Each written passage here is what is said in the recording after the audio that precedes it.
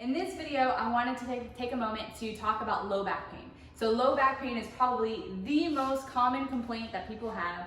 They say that about 80% of Americans experience low back pain at some point in their life.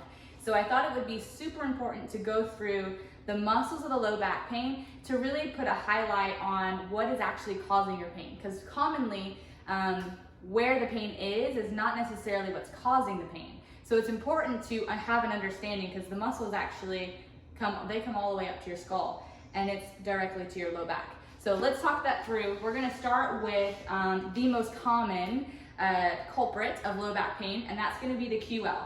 So the QL, it's your quadratus lumborum. It's a mouthful, so I always abbreviate it as QL.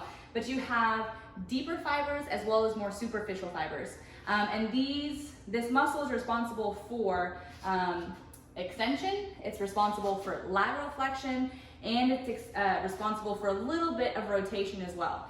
So imagine that's basically every single movement that you perform, and it's involving that little muscle, and it's not very big at all. So as you're going through and using the QL, so for instance, another thing to know is that they oppose each other. So for instance, if I'm here and I'm contracting my right side of my QL, switch, switch, switch, okay? That's how the QL works. So it contracts itself. It is its own counterpart. This muscle predominantly gets pissed off from daily tasks such as vacuuming, right? It's like a combination of all the movements. So that's probably the most common. So I don't know what happened. I was just vacuuming. Oh, okay. I know what did it. I know what the cause was there. Another one that people don't realize is actually going to be when you're sitting at your desk. So let's say that you're sitting at your desk and you drop a pen on the floor. Your lumbar spine only has about 40 to 60% worth of lateral flexion, and that's in its best possible shape. So if you have any compression that's going on in your lumbar spine, that number starts to decrease. But you fold quite a bit to pick up a pen off the floor. Another part of that is if you're in a seated position, that puts your pelvis in a fixed position. So your pelvis is stuck, it can't move, but then your upper body is reaching, right, in order to pick up that pen off the floor. And because of that, you're putting about 200% worth of pressure, again, on your lumbar spine. And obviously those muscles that are trying to support that movement. So if you're at your desk and let's pay attention to things that you maybe have in your surroundings. So do you have anything that's sitting on the floor that you commonly reach down for? So for instance, like a file cabinet. If you have a file cabinet where you got to reach down into the bottom file, that's something that can easily irritate your lumbar spine. And we'll come back to some more seated position muscles here in a little bit. But that's the biggest culprit and actually probably the smallest muscle that we're going to talk about.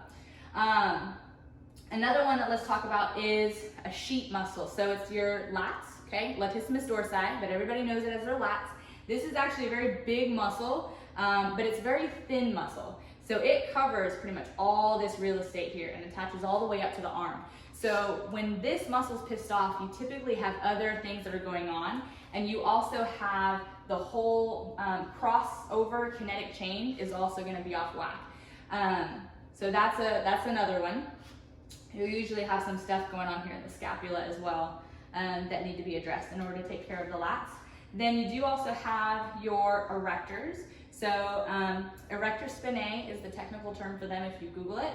And these muscles will come all the way up to your occiput, so they come all the way up to your skull. And you do have segments you have a segment that comes all the way up, and then you have segments that branch off. They do also have different muscle fiber directions.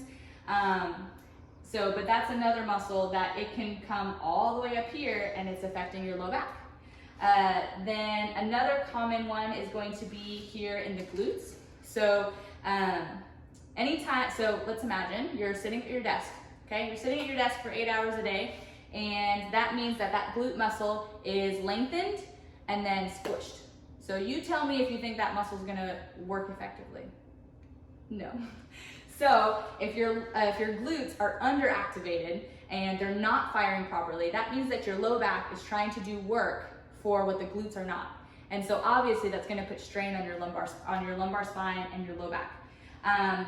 I see this in glute maximus, glute medius, which is the median muscle, and I do also see this happen in glute minimus, which is more into your lateral chain. So it's going to go more into these movements as well as some of the hips.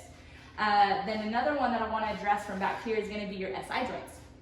So your SI joints, that's where your sacrum and your pelvis, okay, come together in your low back. And your sacrum it's the lowest bone.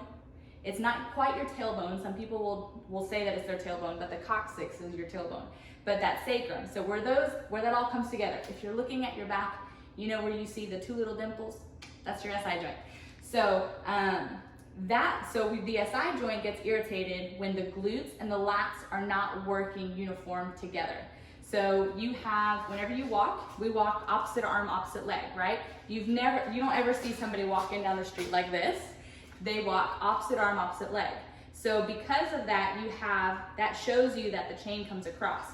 So if you were to actually peel layers of muscle off the body, the glutes and the opposite lats it would come off as one sheet. Same thing here, it would come off as one sheet. And they're attached through a thoracolumbar fascia that's here on the bottom. But those come over your SI joint. And so if you have unstable SI joints, it's typically something's not talking to each other between the glutes and the opposing lats. The last thing that I want to address, I flip this guy over, is going to be your psoas. So your psoas attaches to the front of your spine, the front of your lumbar spine, and then it's a hip flexor. Now, if you're seated at your desk, again, that means, actually, hi Frank, I can move you. Oh, I have him fixed. Never mind, I can't move it right now. But if you're seated in a flex position, so that means that muscle is shortened. Now, if you have a habit of sitting at your desk and maybe you pull your feet underneath you, or you prop your feet up on the stirrups underneath your desk or under your chair, then that's going to be shortening that muscle even more. So what happens is that muscle is shortened, but it loses its elasticity, it loses its function, because the muscle needs to be able to contract, that's its primary function, but it also needs to be able to elongate. So if it can't do that, that's where that gets mad, and it's low back pain, but it's coming from up here. So anyway, I hope that you guys will find that helpful and informative, so that way you have a better idea of, my gosh, why is the low back so complex? It's because it really is complex. So if you're having trouble figuring it out, that's why you're here. So I'll talk to you guys soon. Bye.